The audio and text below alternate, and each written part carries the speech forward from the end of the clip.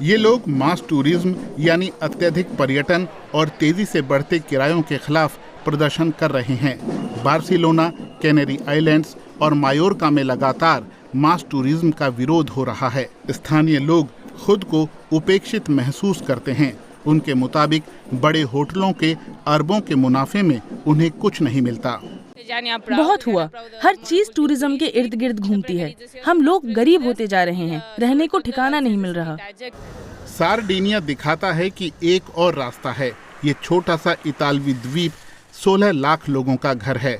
पिछले साल 75 लाख सैलानियों ने यहाँ छुट्टियाँ बिताईं, लेकिन बड़ी संख्या में सैलानियों के आने के बाद भी काम चल गया, क्योंकि सार्डिनिया ने टूरिज्म को सस्टेनेबल बनाए रखने की पूरी कोशिश की। साथ दिया रेस्तरां, गेस्ट हाउसों और होटलों ने। 30 साल पहले किसी ने पानी बचाने, कचरा कम करने और स्थानीय उत्पादों को इस्तेमाल करने के बारे में सोचा था। खाने की जो भी चीज है वो या तो हमारे अपने बगीचे से आती है या द्वीप में ही आसपास से। मछली और मांस भी ऐसे ही आता है।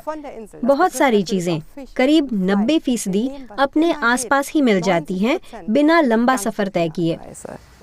यहाँ इस बड़े से रिसोर्ट में 1400 मेहमान रह सकते हैं। यहाँ कारें लाने की इजाजत नहीं है। उनके बदले इलेक्ट्रिक वाहन इस्तेमाल किए जाते हैं। इनकी छतों पर सौर पैनल लगे हैं, क्योंकि सार्डिनिया में धूप काफी रहती है। लोरेंजो जियानुजी ने 30 साल पहले ये रिसोर्ट बनाया था। पर्यावरण पर कम से कम असर पड़े, उस समय भी वो यही सोचते थे। पानी की खपत को ही लीजिए। यहाँ रोजाना 1000 घन मीटर पानी यानी करीब 10 लाख लीटर पानी इस्तेमाल होता है। सार्डिनिया में पीने के पानी की किल्लत है।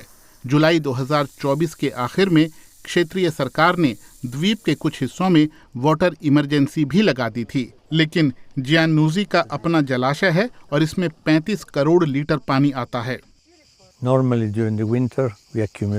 आमतौर पर सर्दियों के दौरान हम काफी पानी जमा कर लेते हैं। वो साल भर चल जाता है।